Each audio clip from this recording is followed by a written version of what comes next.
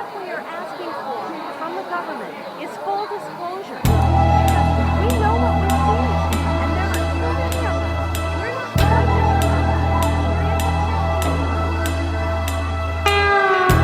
As I gaze upon the annals of time, one thing that comes through: we are not alone in this universe.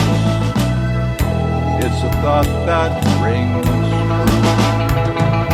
Ancient cave dwellers drew spacecraft on the walls. It's a recurring theme. I've seen the same thing while walking late at night, and I know it's not a dream. From Maelstrom to Manhattan, Boston to LA, there are people asking questions and they will not go away. But what has been seen might not be what it seems. The government's shadows dance and deceive.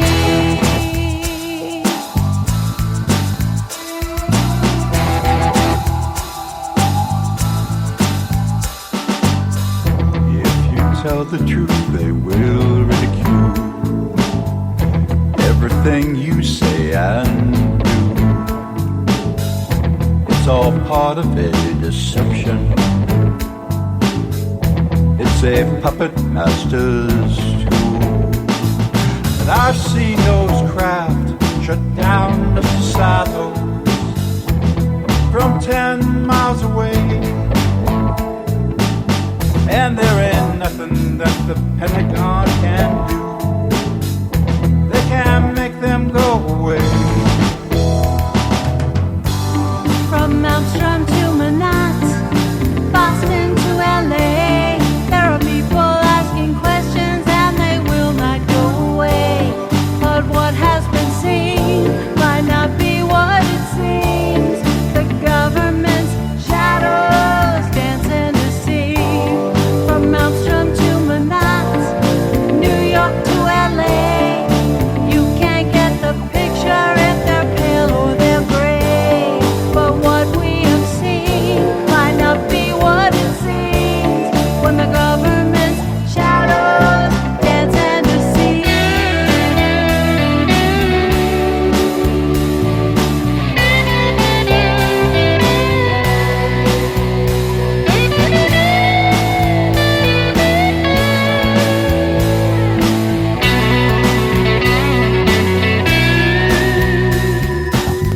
There are competing agendas to determine mankind's fate.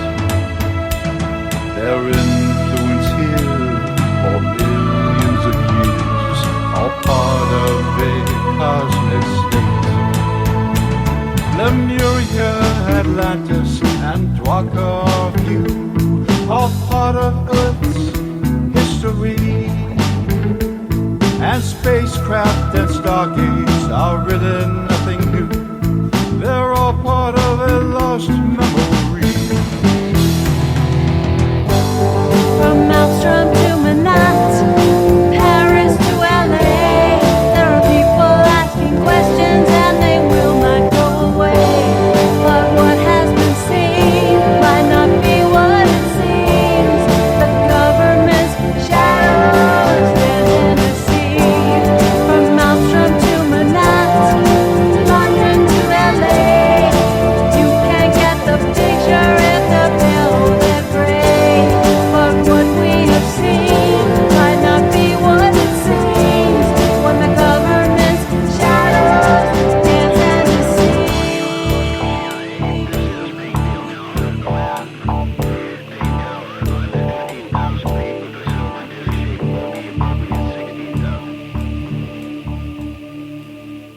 The views, opinions, and representations expressed on the Night Dreams Talk Radio Network and its website are those of the hosts, guests, and participants, and are not necessarily those of or endorsed by the network, its affiliated stations and broadcasts, the management, other hosts, or advertisers of the network. The shows found on the Night Dreams Talk Radio Network can, but do not necessarily promote any particular lifestyle, belief, religion, political affiliation, or other personal practice. These shows are for entertainment purposes only, and are not intended to treat, diagnose, and or claim any cure of disease or condition, or give any medical or legal advice. If you would like to hear Night Dreams Talk Radio on your local radio station, let them know. Tell them to check out www.nightdreamstalkradio.com, and thank you. Coming to you from some far point station, like a cosmic tumbleweed, both north and south of the Pleiades. Here's your host, Gary Anderson.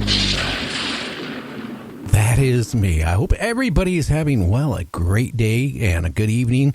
If my voice sounds a little bit different, last night during the show, I had a little problem. One of my electronic devices, it started at the beginning of the show. It kind of sounded like whoever was on my line number 2 sounded like they were talking in the bathroom.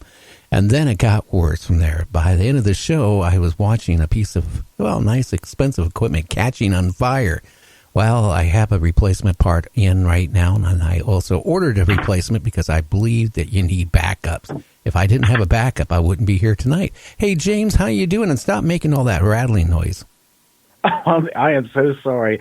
My goodness, my mic must be super sensitive. I couldn't even hear it. But anyway, I'm doing good besides that. How are you doing? I'm doing good. Are you staying out of trouble? Yeah, and I took your advice. Don't ever take my advice, James. Did I really, honestly, if I tell you take my advice, did I ever tell you to? I'm not even going to answer that because it's a lose-lose answer. Didn't you hear that legal disclaimer at the beginning of the show? Unfortunately, I didn't. Well, at one point, I know you have, listening to replays. Don't ever take my advice. This is purely entertainment, okay? Yeah, I know that. Believe me, I know. Well, how's my audio sounding? Much better. How's mine sounding? I hope I'm not sounding like I'm in a tunnel tonight. Well, no, you don't sound like you're in the poo-pooer, no. That's good. Jeez. I got, about 10 pages of emails when I woke up this morning. I said, I'm not even going to read these. Everybody kept saying, your show sucked for the first, 33 minutes. I know it sucked, but you know what? You sounded normal to me, but what was going out, you know what it sounded like. It was bad. Yeah, I didn't know it until I listened to the replay, but yeah, the first 33, 34 minutes, it was, I guess you had your mixer was malfunctioning, burning up or something. Yeah, it started out, I didn't even know it was malfunctioning, but when I had Tim Swartz on, the last half an hour, I kept saying, please, God, stay working to the end of the show at least. And it did. And then, after the show was off, I turned it off, I turned it back on, and that was the end of it. It was gone. That's all she wrote. That Time was for history. The scrap pile. Yeah, well, I'll send it in and get it rebuilt. So what captivating news do you have for the audience tonight? Well, we're talking about Area 51, and we have Hercules on here at 7 o'clock, and he's an expert on Area 51. And we're going to be just talking about UFOs. Do they really exist at Area 51? Did alien bodies go down in the dungeons of Area 51? I don't know, but we're going to be talking about this stuff. But I'm just sitting here now going through a report of UFO sightings from April to current in Nevada. And, a lot of it seems to be around Reno, Sparks, and Carson City and Las Vegas. Most of the sightings. And, there is other little towns in Nevada, but it seems like it all seems to be in those areas. And one of them, the person watched it for 20 minutes. They claim that they saw a black triangle, and it moved in a zigzag pattern and had red and white lights. And then it kind of disappeared. Those are the ones I really think they're ours. I just do. Those black triangles have been reported since, for 30 years now, from Belgium to here to all over the place. And I really think they're ours. And I know there's plenty of military bases within probably 100 miles of where that sighting was, I'm sure. Well, put it this way, in this area here, Las Vegas is about 140, 50 miles away from Reno, and it's right, Las Vegas is right over the hill of Area 51. Right, that's what I mean. So, and I'm sure those sightings were probably at night, too. Let's see what time it it was in the evening. Yeah. And, that kind of segues into one story that is very popular. I know you know of it, the Phoenix Lights down in Arizona. And I'm sure you recall that from 1997, March of 1997. There was all kind of reports. It was coming from north to south. It was seen, like a 300-mile stretch to the outskirts of Tucson, I think was the last reports of it.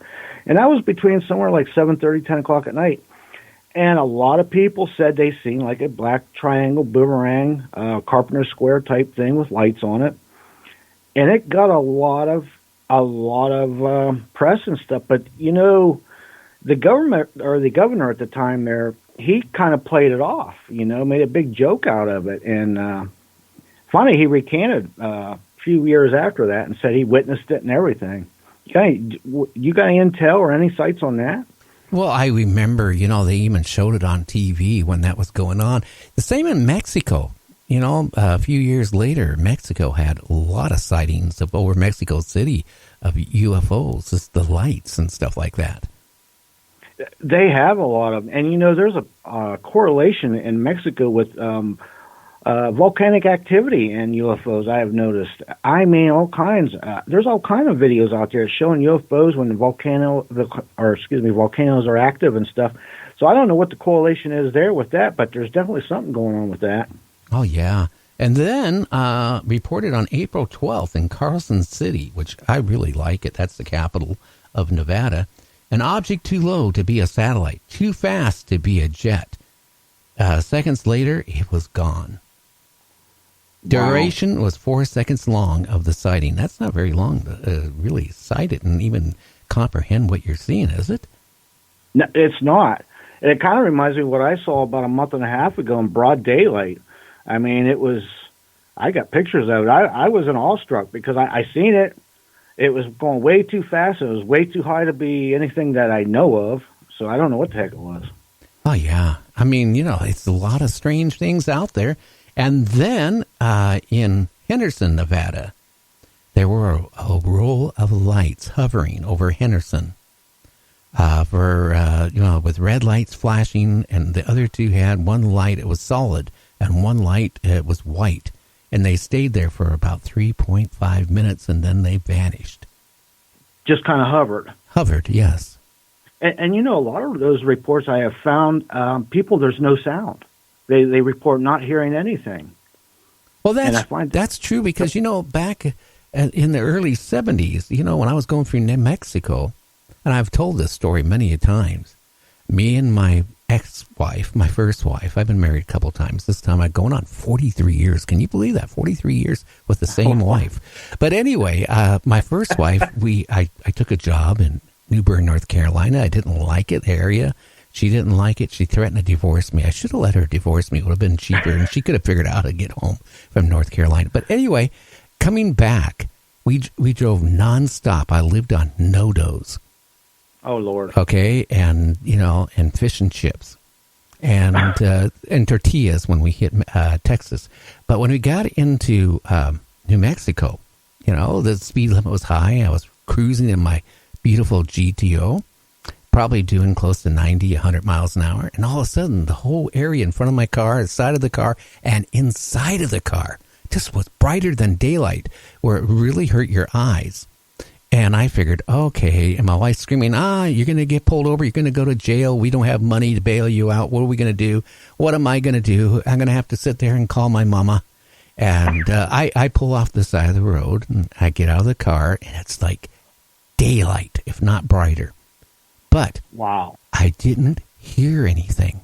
It was no sound, and it was so creepy.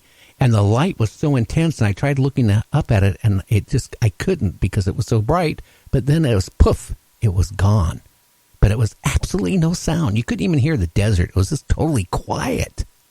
Wow. That reminds me of that scene from the X-Files, the same thing. Big bright light was shining on Mulder and no sound